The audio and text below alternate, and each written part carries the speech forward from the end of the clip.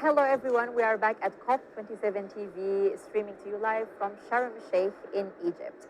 Today is the Energy Day at the conference, and to give a valuable insight, I'm glad to have here with me at the studio Muntaqa Umar-Sadiq, co-head and principal finance specialist at the Energy Transition Office in Nigeria. Welcome to COP TV. Thank you very much for having me. We'll start by asking you if you can tell us more about the energy transition plan in Nigeria. What is this plan all about? Sure. I'll start off giving some context, and I'll go on to talk about the plan. So Nigeria is confronted with a dual crisis. On the one hand, energy poverty, so over 90 million Nigerians lack access to electricity. Over 175 million Nigerians lack access to clean cooking solutions. On the other hand, we're seeing the reality and consequences of climate change manifesting in real time. So floods, desertification, and the duality of this has really brought this issue to the fore. So bold and the country is demanding and modeling bold action against energy poverty, but also mitigating climate change. And I think this has, given the backdrop to Nigeria's leadership in developing the first energy transition plan in the continent that focuses on achieving universal access to energy by 2030 and net zero by 2060. The plan highlights the need to deploy solar capacity at an unprecedented scale, and also the important role that natural gas will play as a transition fuel to power industry and other productive uses. The energy transition, as you know, have a tremendous impact to rural communities. What is their store for rural communities across Nigeria?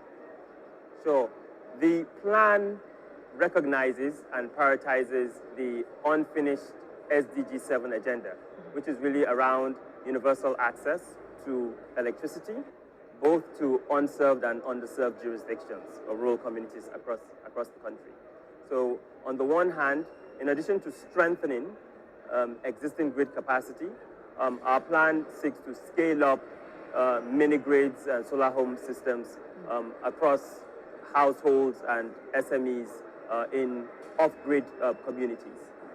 In addition, clean cooking, because in Nigeria, clean cooking is dominated by unclean fuels like firewood, kerosene, charcoal, and so that movement towards cleaner sources such as LPG, biogas, and electric cooked stoves means that we're seeing impacts not just in terms of the productive uses of energy and empowering rural communities, but also the impact that clean cooking new clean cooking technologies have in terms of gender, health, and deforestation. What is the relationship between the energy transition plan and Nigeria's adaptation to sustainable goals? So I think more recently, for example, in Nigeria, we have seen desertification in the north, flooding at the center, but also pollution and erosion on the coastal line. So this is really a very pertinent issue. And for us, we see energy as an important enabler to adaptation, particularly as it relates to the resilience of the Nigerian people and reducing vulnerabilities, both in terms of the actual and potential impact of climate change. Yeah. So on our side, we think that building a robust and resilient energy system will play an important part in things like infrastructure and communication, to provide emergency services, for example, or cooling in terms of warming, and other areas, for example, productive use of energy and the role that has in terms of empowering communities and building the kind of resilience that individuals would need to adapt. What is the role also of financing in Nigeria's energy transition plan? Financing is a key for any project, but here, speaking about the energy transition in Nigeria, what is the financing situation for this plan? Sure. I think we approach financing across three layers. One from a macro perspective, second from a more sectoral perspective, and third from a project or portfolio perspective. From a macro perspective, we estimate that the plan to enable net zero by 2060 will cost about $410 billion in excess of business as usual spending. But that translates into a $10 billion financing gap annually.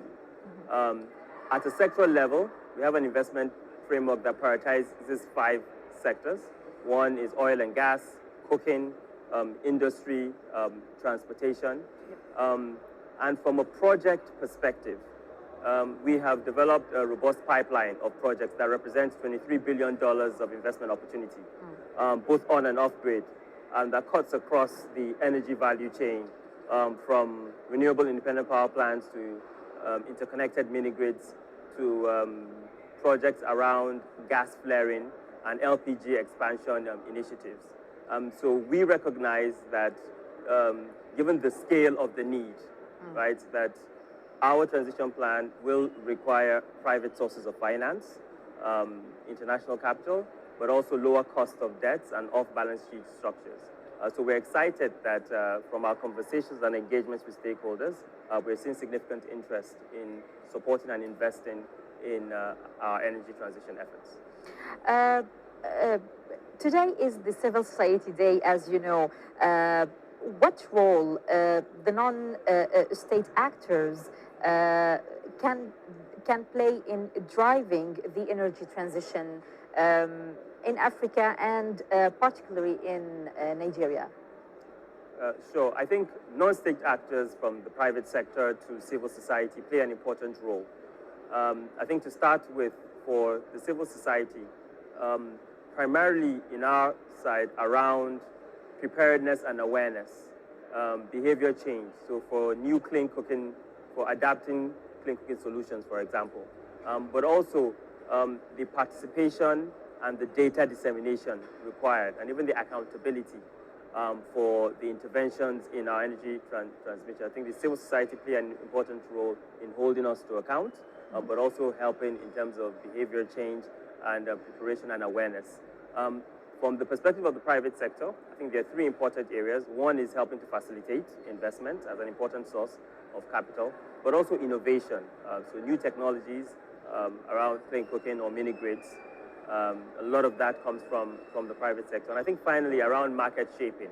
I think even in this COP, we have seen significant progress around carbon market development and innovative financing mechanisms around, issuing green bonds and, debt for clean energy investments.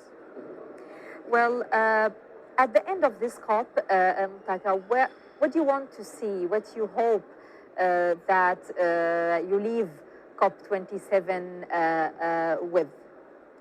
I think in keeping with the theme of COP, I think that, one, Nigeria has kind of led in terms of developing an energy transition plan. I think we're sort of moving more now towards implementation, and for that, the partnerships and the capital required to, mobilize and achieve our, net zero goals by 2060 is, I think, the key reason why we're here. Muntaqa, thank you very much for your insight. Thanks for being our guest at COP TV. All right, thanks for having me.